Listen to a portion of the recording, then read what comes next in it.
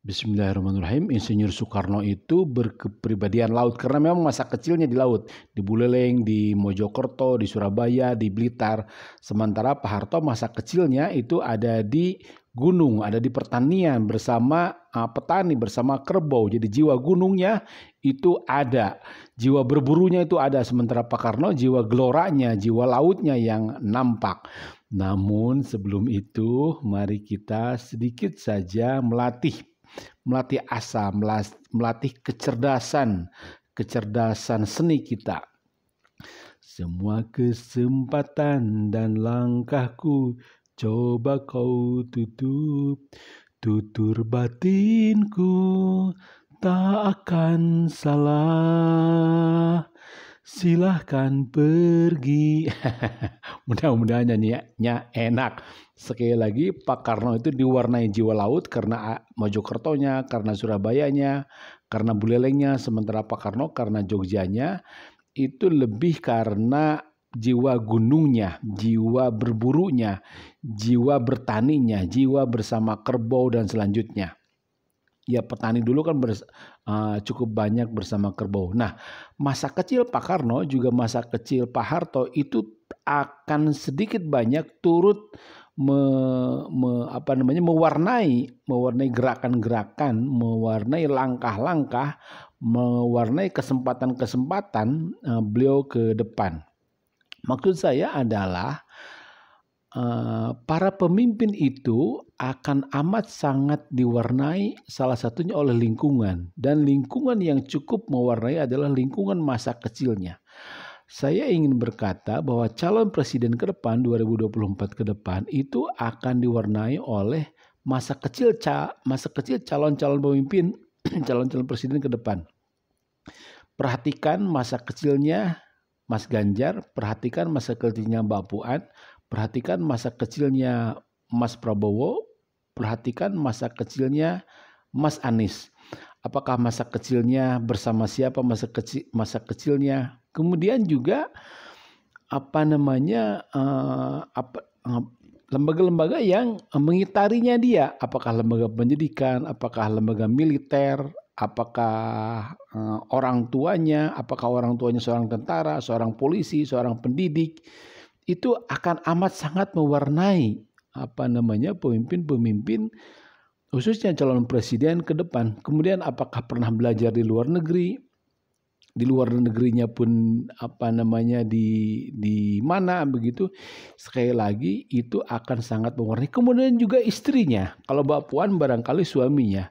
Seperti halnya Pak Harto itu amat sangat dipengaruhi oleh istrinya Ibu Tin. Demikian juga saya kira Pak Soekarno begitu cukup dipengaruhi oleh istri atau istri-istrinya. Hari ini insya Allah kita sedikit belajar adalah jangan sampai kita terperdaya oleh kesan apakah rambutnya hitam atau putih, apakah hidungnya mancung atau tidak, apakah dia berpenampilan sederhana atau tidak, atau itu cuma tipuan begitu.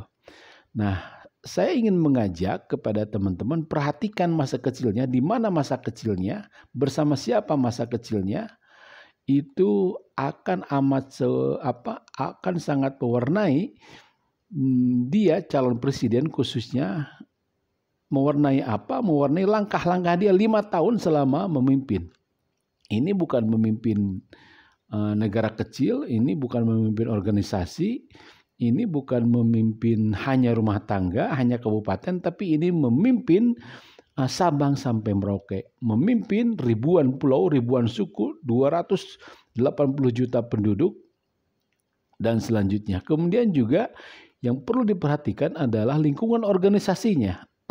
Semasa SMA, semasa SD, apakah dia pernah menjadi pemimpin? Kemudian semasa mahasiswa apakah dia pernah menjadi pemimpin? Kemudian di awal-awal tahun